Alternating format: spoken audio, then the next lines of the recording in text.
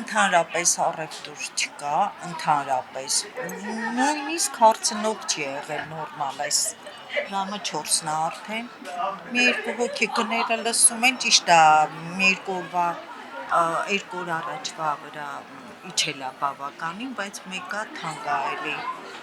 ամեն մարդ չի կարողանում էլի շատ է թանկացել հետո առաջի անհրաժեշտության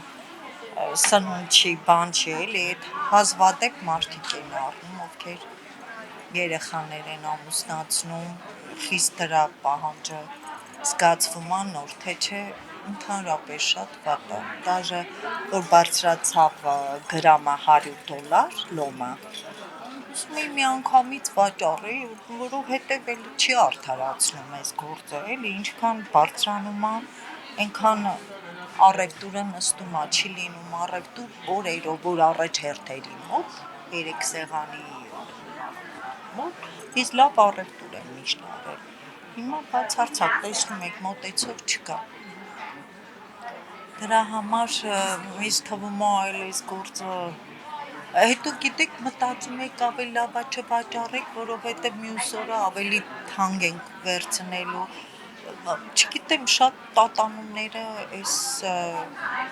շատ տարբերությունը շատ է $20-30